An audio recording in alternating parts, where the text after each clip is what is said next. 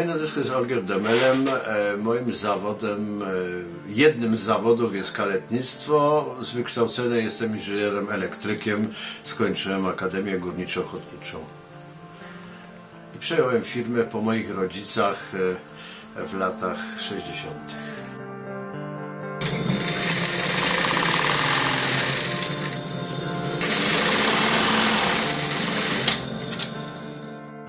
Firma została założona w roku 40 w Krakowie w czasie okupacji, ponieważ moi rodzice zostali wysiedleni z Poznania, bo mama była poznanianką, ojciec też tam mieszkał i zostali wysiedleni przez Niemców i szukali miejsca przetrwania okupacji, licząc, że oczywiście w pewnym momencie wrócą do Poznania.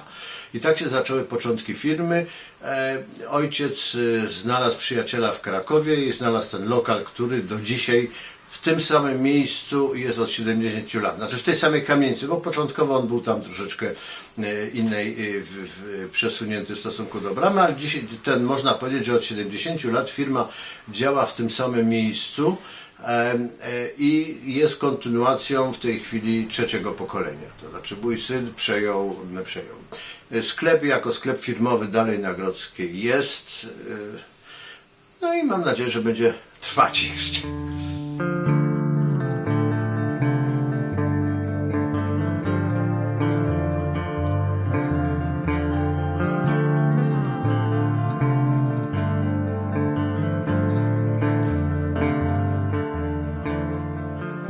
Oczywiście moim takim pierwszym nauczycielem i największym był mój ojciec.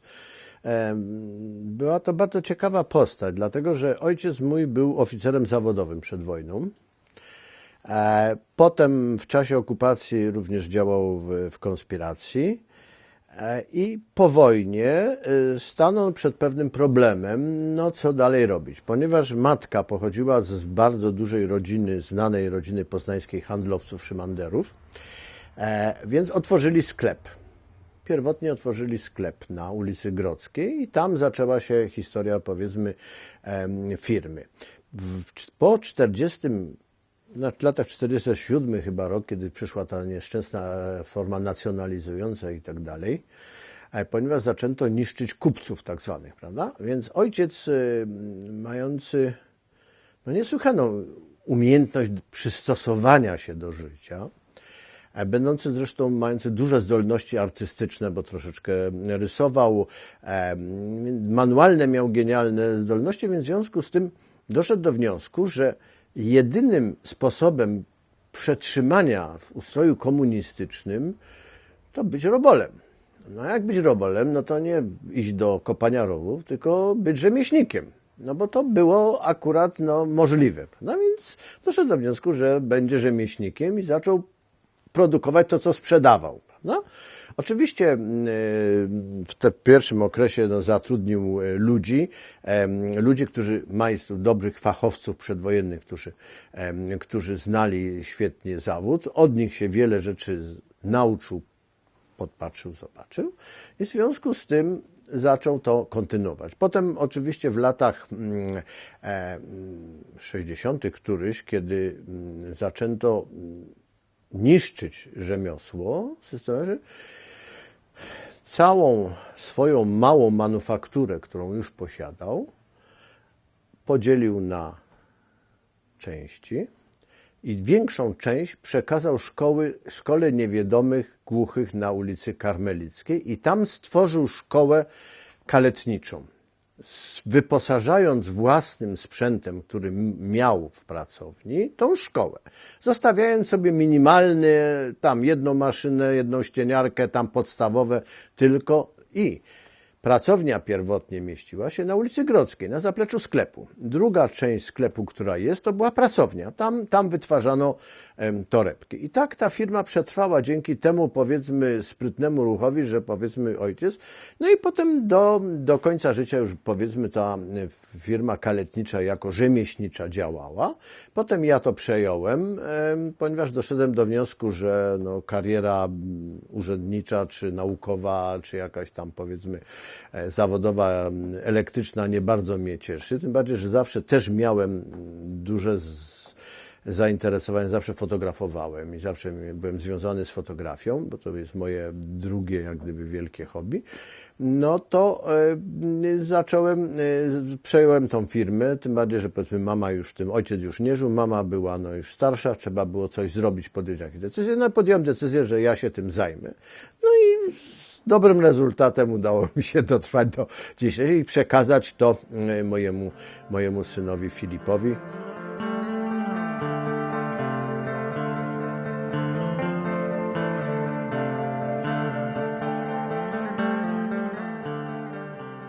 Nazywam się Filip Demelem. Jak się uczyłem zawodu? Po lekcjach leciałem do zakładu i patrzyłem, pytałem się mistrza, a co pan robi? A jak się to robi? A czemu to tak się robi? Albo brałem w coś i dubałem po swojemu w tym. Generalnie oczywiście dezorganizując całą pracę wszystkim dookoła. Samej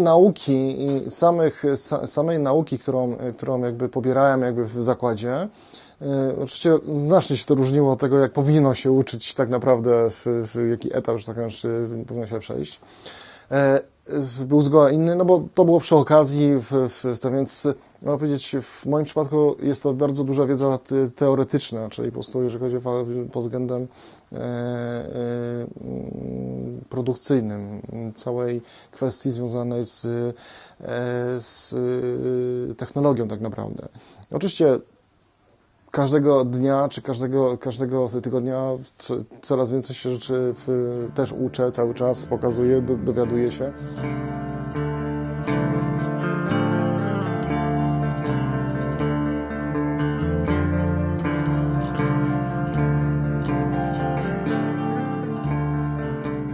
Proszę Państwa, pierwsza rzecz, musi się powstać pewien pomysł w głowie, jeżeli chodzi o formę torebki. Nie ukrywajmy, że właściwie za dużo tych możliwości nie ma, dlatego że torebka jest od wieków określonym pewną formą, kształtem. Można kombinować, głównie jeżeli chodzi o rodzaj surowca, zestawienia kolorystyczne, pewne zmiany tego, ale zawsze to będzie albo prostokąt, albo kwadrat, albo owal, czy koło, prawda? Ale poza to nie wychodzimy, prawda? No teraz są modniejsze plecaki, no to też powiedzmy on ma też określone funkcjonalne rzeczy. Więc w związku z tym trzeba mieć pewną koncepcję, co się będzie robić. Następnie projekt robi się szkic i formę, prawda? Co jest jedną z poważniejszych i trudniejszych rzeczy, jeżeli chodzi o przygotowanie do produkcji formy torebki, bo to trzeba w kartonie sobie rozrysować.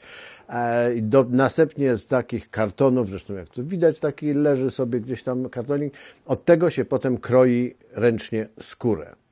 Można oczywiście kroić bardziej w zaawansowanych, przy większych seriach, czego powiedzmy u nas raczej nie stosujemy, tylko do małych detali, wykrojniki metalowe na prasie hydraulicznej, żeby ułatwić sobie to takie drobne, powiedzmy, elementy typu jakaś tam zapinka, coś to można tym robić. Następnie po wykrojeniu tego trzeba tą torebkę zszyć. Znaczy skórę trzeba ścienić, brzegi odpowiednio ścienić, odpowiednio wybrać odpowiedniej grubości skórę albo przepuścić ją przez maszynę dwojarkę, która ścienia skórę, albo brzegową i następnie zaczynamy zasadniczą rzecz, to zszywamy te elementy, czyli robimy korpus tej torebki. Niesłychanie ważną sprawą to jest wnętrze. Kiedyś wnętrze było bardzo proste, a dzisiaj jest bardziej skomplikowane ze względu, że panie noszą dużo więcej rzeczy.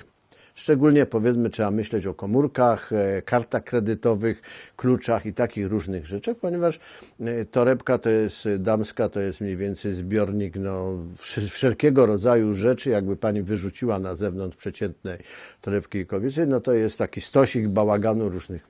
Więc trzeba to troszeczkę uporządkować. Czym więcej jest wewnątrz różnych schowków, kieszeni, ze względu zresztą bezpieczeństwa, ponieważ również trzeba pamiętać, że w dzisiejszych czasach to panie są narażone na różnego rodzaju przygody związane ze złodziejami. Więc to się tam, powiedzmy, stosuje wewnętrzne kieszenie, czasami się je wzmacnia, żeby nie można było łatwo przeciąć ją, prawda, bo wystarczy żyletka w tramwaju na przykład, czy na poczcie, czy w jakim miejscu podchodzi facet, tnie i wyciąga portfel, prawda? Więc to trzeba czasami też przewidzieć tego typu. Następnie, jeżeli zszyjemy i zrobimy tą torebkę, będzie ona już gotowa, dobraliśmy odpowiednio wnętrze. Kiedyś wnętrza były raczej takie stonowane. Dzisiaj się robi właśnie bardzo czasami nowoczesne, awangardowe, bardzo kolorowe, różne tkaniny, kontrastowe, wręcz powiedzmy czasami się robi do czerwonej torebki zielone wnętrze albo do granatowej czerwone. To różne zestawienia. Chodzi o to, żeby to miało estetyczny, prawda, jak najbardziej podkreślało walor estetyczny. No i teraz robimy tą torebkę, kończę. No i teraz się okazuje, że w tej torebce coś jest nie tak. Zawsze. Pierwszy model nigdy nie jest perfekcyjny. W związku z tym poprawiamy. No, czyli trzeba poprawić formę, trzeba ją na nowo zeszyć, zobaczyć. Wyszło dobrze. Nie, to jeszcze raz poprawiam. Czasami się robi 2-3 modele, nim ta torebka osiągnie swój rezultat ostateczny. No i jeżeli się, no to powiedzmy robimy zawsze nieduże bardzo serie. W zasadzie nie robimy masowej, czyli powiedzmy parę sztuk, 10-20 egzemplarzy danej modeli. Również, jeżeli ktoś chce, to na zamówienie, powiedzmy. Bo ktoś na przykład chce w określonym rodzaju skóry, jeżeli ona jest tylko dostępna, to ją robimy. Osobny problem w dzisiejszych czasach to jest kwestia dostępności do surowca. Co jest, wydawałoby się, banalną sprawą, bo właściwie można dzisiaj wszystko kupić. No, pod warunkiem tak, że kupuje się duże ilości, więc wtedy można na zamówienie wszystko mieć, bo czy Włosi, czy Chińczycy, czy Argentyńczycy, czy Hiszpanie zrobią każdą, ale oczywiście odpowiedniej ilości. Przy małej produkcji, takiej jak my mamy, zaczyna być problem znalezienia pięknej skóry wysokiej jakości, bardzo często o pewnym wzorze, czy tłoczonej, czy powiedzmy uszlachetnianej, odpowiednim kolorze, bo oczywiście czarną skórę wszędzie można kupić, brązową można kupić. Z czerwienią już jest gorzej, dlatego że odcień gamma czerwieni jest olbrzymia. Największy problem to jest granat, dlatego że granat jest od niebieskiego do ciemnego granatu, to jest olbrzymia gama. I teraz, żeby on był kolorem, który jest miłym dla oka i pasuje do różnych innych wyrobów, jest bardzo trudno. Granat jest bardzo ciężkim kolorem. No i to są takie, powiedzmy, w tej chwili obostrzenia, że powiedzmy bardzo dużym problemem są dzisiaj, powiedzmy, dodatki metalowe, bo też to jest, żeby kupić dobre rzeczy, jakościowo, w dobrym kształcie, designie, dobrym, nowoczesnym, pięknym, powiedzmy to robią przeważnie firmy markowe, prawda? Brandy robią dla siebie i nie jest to dostępne ogólnie na rynku.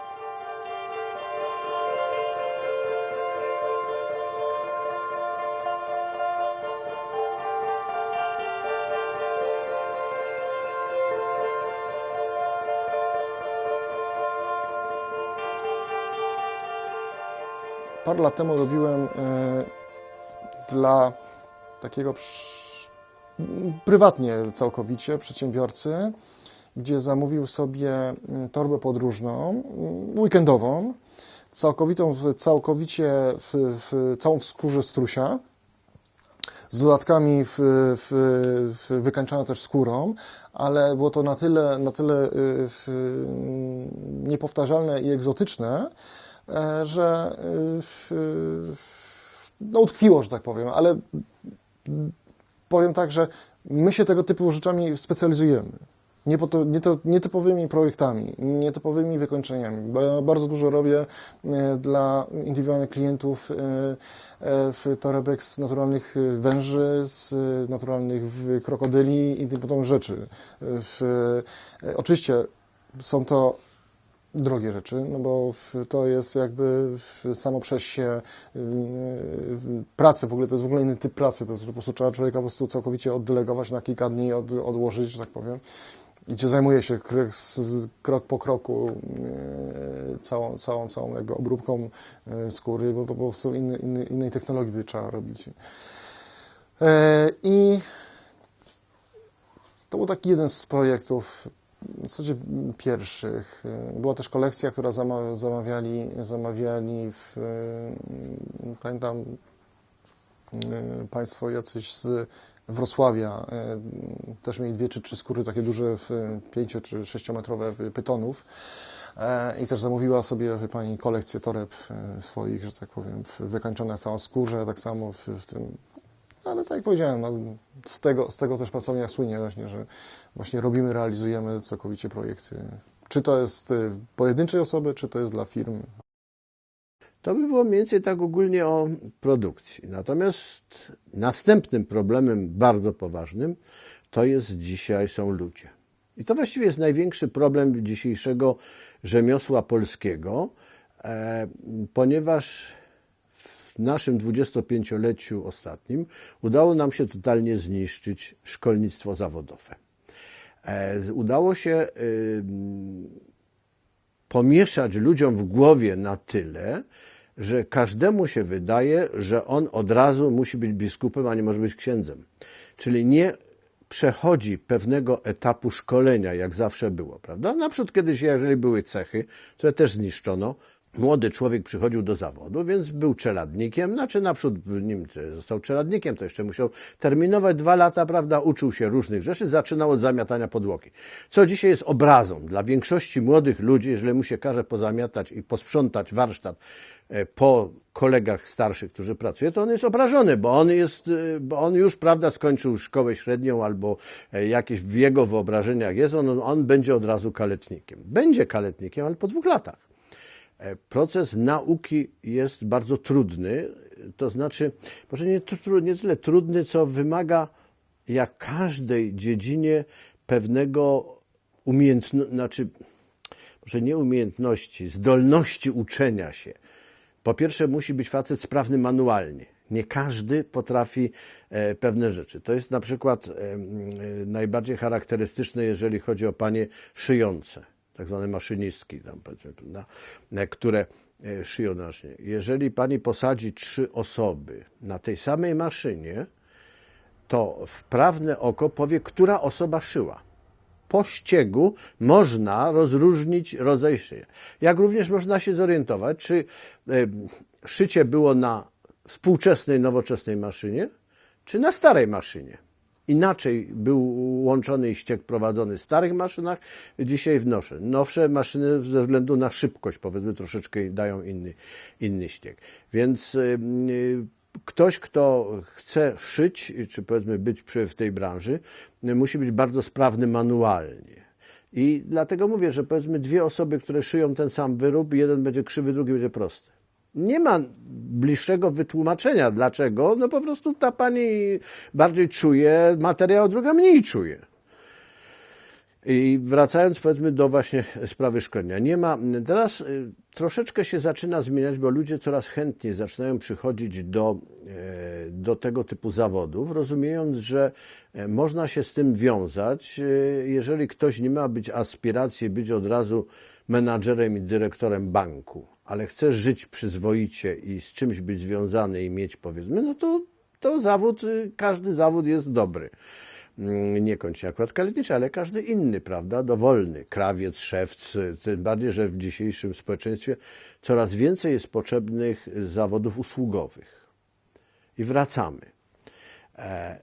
Niemcy zrozumieli to dużo wcześniej, Włosi powoli też zaczynają rozumieć, że niszcząc rzemiosło, niszczą dobrobyt społeczeństwa. Dlatego, że rzemieślnicy, w ogóle ludzie pracujący na własny rachunek, tworzą dobrobyt społeczeństwa, a szczególnie rzemiosło, ponieważ rzemieślnik kształci następnych. To nie jest ta firma, to nie jest jednoosobowa firma, która się zatrudniła, prawda, na jakiejś tam umowie nie wiadomo jakiej i właściwie potem nic z tego nie ma, za 20 lat nie wiadomo, co będzie ją czekać, prawda, tylko po prostu jest to stabilność związana z zawodem, prawda?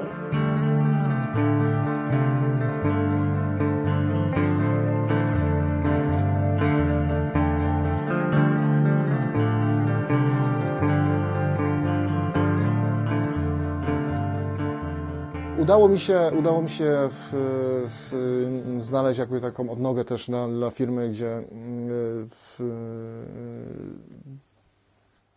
ułatwia mi to, że tak powiem, funkcjonowanie.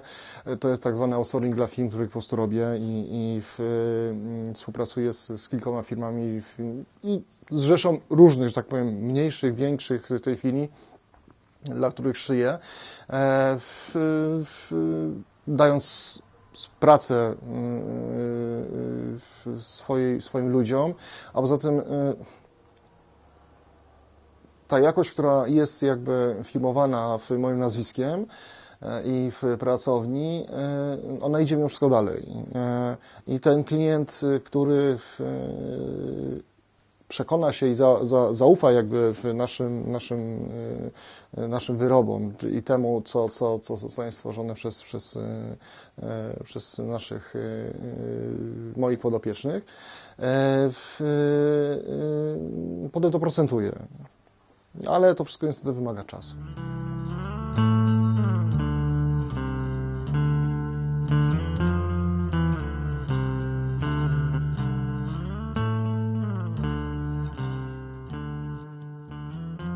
Na to, żeby być artystą, to na przykład trzeba być rzemieślnikiem. Trzeba poznać rzemiosło bardzo dokładnie, latami podnosić swój poziom rzemiosła, żeby wytworzyć swój własny styl.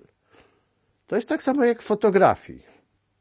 Nawiązując powiedzmy do, prawda, fotografii. Każdy fotograf inaczej widzi. Aparat jest narzędziem. Natomiast ten, który fotografuje, widzi to, co chce fotografować. Albo dostrzegł, albo nie dostrzegł. Albo widzi światło, albo nie widzi. W każdym zawodzie, na przykład też prawda, w torebkach, ważne jest światło. Prawda? Jak ta torebka będzie się prezentować w określonych oświetleniu. Nie jest obojętny, prawda, kolor w tym momencie, bo jeżeli źle ją pokażemy, prawda, bo ona czasami może pięknie wyglądać w sztucznym oświetleniu albo na wystawie, a we wnętrzu już gorzej, bo będzie jakieś jarzeniowe. Więc to są dziesiątki rzeczy, które właśnie są związane, do których się dochodzi latami i człowiek potem już intuicyjnie, po błędach swoich doświadczeniach dochodzi do tego, że to jest dobre, tak należy robić, a tak nie. Co nie oznacza, że nie należy eksperymentować. I do eksperymentowania należy świat młodych. Niech oni eksperymentują, niech tworzą nowe rzeczy, ale na bazie doświadczenia swoich poprzedników. Nie negować tego, co kiedyś dokonały poprzednie pokolenia, bo to jest wartość, na której trzeba tworzyć bazę. Bo po co wyważać drzwi, które już kiedyś zostały otwarte? Po co sobie guza nabić, jak nie, można nie, prawda? Po co się potknąć, jak można ominąć przeszkodę? Więc można po prostu robić swoje, tylko pamiętać o tym, że ci, którzy byli przed nami, też coś dokonali.